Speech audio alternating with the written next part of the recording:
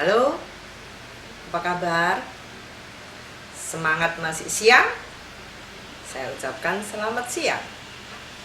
Walaupun sekarang malam hari, pagi hari, semoga Anda sekalian memiliki semangat siang, semangat beraktivitas, semangat yang mulai panas, karena siang identik dengan panas.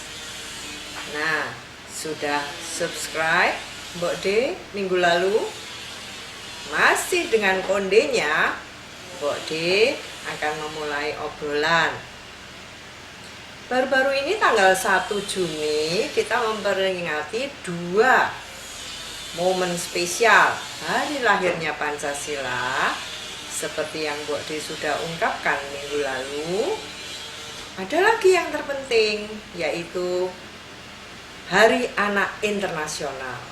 Memang kalau Hari Anak Nasional masih bulan depan, 23 Juli untuk Indonesia. Obrolan Mbok D sekali ini tentang bayi dan anak-anak manusia. Oleh karena itu, mungkin judulnya agak ekstrem ya. Biasanya sih kasih anak sepanjang galah, kasih ibu sepanjang jalan. Itu kata mutiara yang kita harus hafalkan sejak duduk di bangku SD. Tapi tragedi akhir-akhir ini mungkin tidak semua. Banyak ibu-ibu yang berhati mulia dan menyayangi anak-anaknya.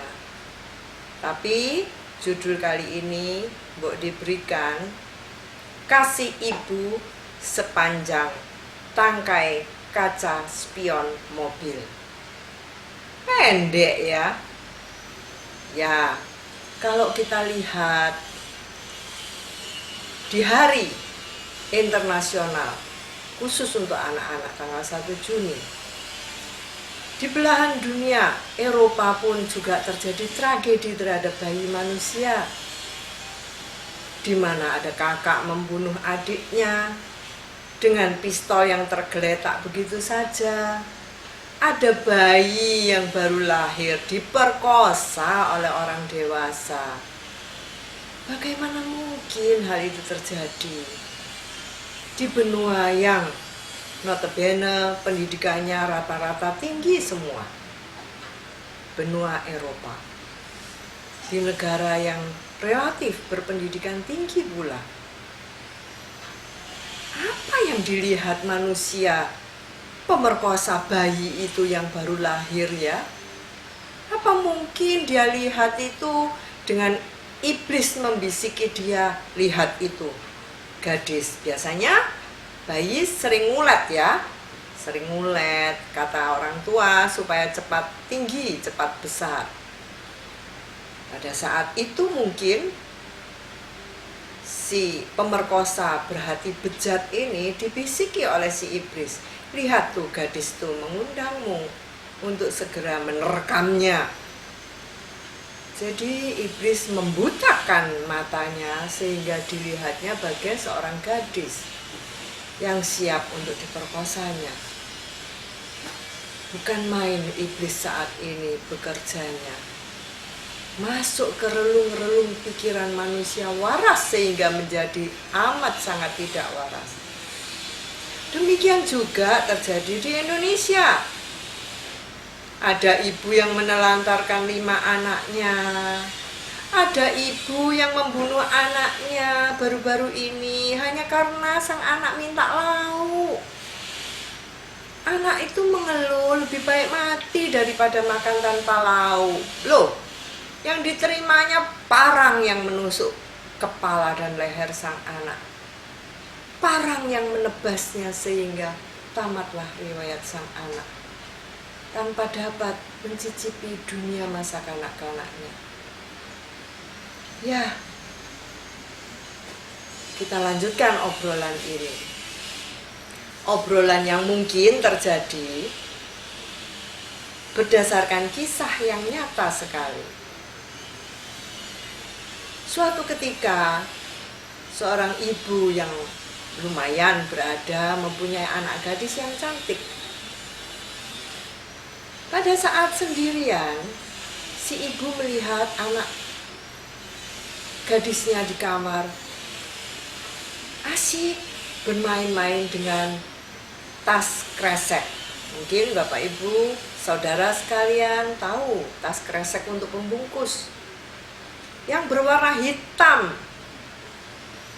Dikumpulkan tas kresek itu, dijalinnya satu persatu sehingga menjadi besar. Lalu dia dengan asiknya bermain di atas tas kresek itu sambil tiduran, sambil bernyanyi. Kadang-kadang sampai tertidur dengan meringkuk di atas tas kresek warna hitam yang sudah menjadi lebar. Sang ibu diam-diam menyelidiki, kenapa anak ini kalau tidur di tempat tidur tidak bisa pulas, tetapi kalau tidur di atas tas kresek dia bisa pulas, meringkuk dengan pulas dengan damainya. Memang sih ibu ini bukan sebagai ibu kandung dari sang gadis. Ibu ini mengangkat anak ketika masih bayi. Nah, dia dengan suaminya mencari tahu kenapa anak ini kok lebih asik bermain di atas tas kresek. Bahkan apapun yang dia bawa harus dimasukkan ke dalam tas kresek warna hitam, baik yang kecil barangnya ataupun yang besar. Seakan-akan dia tidak bisa berpisah dengan tas kresek warna hitam itu. Memang dia tidak langsung mengadopsi anak tersebut ketika bayi dari ibu kandungnya. Oleh karena itu, dengan telaten, sang ibu yang betul-betul menyayangi anaknya tidak melarang, namun diam-diam mencari tahu. Ternyata anak ini dilahirkan oleh seorang ibu yang bukan berhubungan dengan suaminya, sehingga hamil dan melahirkan si bayi. Entah dirasuki oleh setan mana si ibu ini yang tidak bertanggung jawab sehingga menjadi hamil dan melahirkan, meletakkan si bayi ke dalam tas kresek warna hitam, lalu dicantolkan di kaca spion mobil yang terparkir di pinggir jalan. Begitu saja. Si bayi ini tetap diam, merasa aman di dalam tas kresek. Kalau normalnya dalam masa modern ini bayi yang lahir mendapatkan inisiasi untuk mencari sumber hidupnya yaitu ASI. Sang bayi diinisiasi oleh dokter yang menolongnya untuk mencari ASI. Tapi bayi tersebut tidak mendapatkan inisiasi tersebut. Inisiasinya hanya bau tas kresek yang melingkupi hidup awalnya. Di dalam tas kresek itu pula dia berkembang menit demi menit, jam demi jam. Dengan damainya pula dia meringkuk di dalam tas kresek itu. Jadi, walaupun dia sudah diadopsi oleh orang tua yang mapan, tapi dia di dalam tas kresek itulah seakan-akan dia mendapatkan dunianya, dunia yang tidak didapatnya sejak dia lahir ke dunia ini. Dia tidak mengenal ibu yang melahirkannya. Dia tidak mengenal dunia orang tuanya. Yang dia kenal adalah ibu yang memang mengasihinya. Tetapi sekali lagi, itu bukan ibu dan ayah kandungnya. Ya, mungkin seperti yang lalu Mbok dikatakan, Pancasila sudah terbang entah kemana meninggalkan bangsa Indonesia. Banyak memang. Semua orang Indonesia beragama, berketuhanan yang Maha Esa.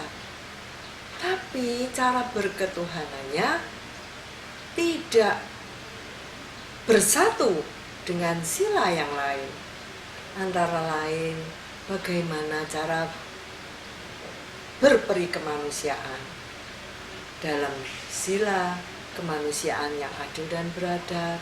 Apalagi kesejahteraan bagi rakyat Indonesia, bagi bayinya sendiri dia tidak memikirkan.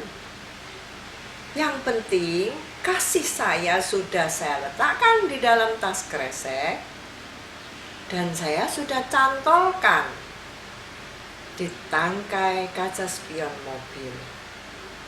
Sungguh terenyuh dan empati Mbok D merasakan bayi yang sudah tumbuh dewasa dengan cara yang abnormal karena masa kelam saat bayinya.